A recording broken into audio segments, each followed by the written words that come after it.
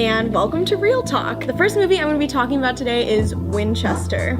It is starring Helen Mirren, and this movie is a look into the life of Sarah Winchester. If you've ever heard of the Winchester Mansion, it's in San Diego, California. These people that were building this house worked every day for 38 years around the clock. And this house has 160 rooms.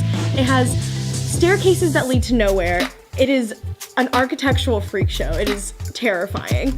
People say that she built this mansion to house all of the spirits that were killed by her husband's guns. So her husband has this gun business, the Winchester guns. They were used during the Civil War, and all of these people that died from the hands of these guns are coming back to haunt poor Mrs. Sarah Winchester. The trailer for this movie came out 8 months ago, and I saw it and I was like, oh, this is gonna be a great scary movie, lots of jump scares, there's spirits, this ugly dude, there's a creepy little kid, singing.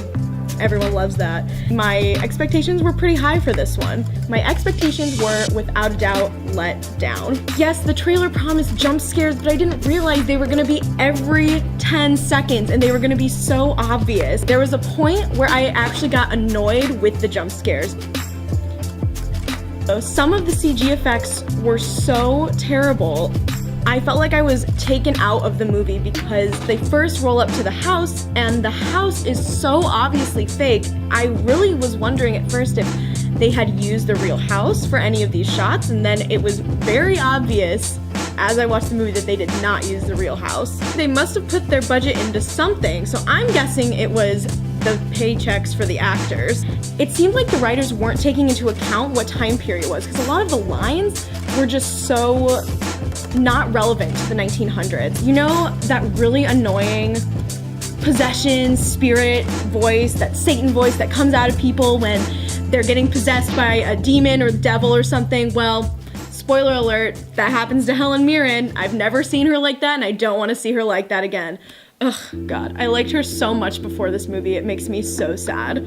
I almost wish that they marketed this movie more as a thriller genre rather than horror, because I feel like they're taking so much time to put in these cheap horror elements rather than focusing on the actual story. There are always some good parts to movies, even if they're really bad. There were some parts that offered the audience like a really good twist. There were a lot of messages about letting go, family values, reality versus illusion. The characters actually have a conversation about how the gun and the person who uses it are just as equally at fault as the other when using it to kill someone. So I thought that was really interesting that it came out during this time period of such social controversy with guns. Overall, this movie made me realize that just because something is inspired by true events, it doesn't mean it's gonna be good. Because I went in and I was like, oh, it's inspired by true events. That's what I like to see in a horror movie because it's more relatable.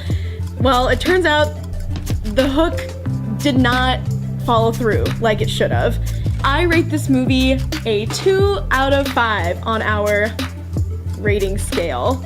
I think is pretty generous, and I'm mostly being generous because I still love Helen Mirren, and I appreciate how they created this story out of such an interesting part of American history. So that was my review on Winchester. Please check back in with the IDS for another movie review next week.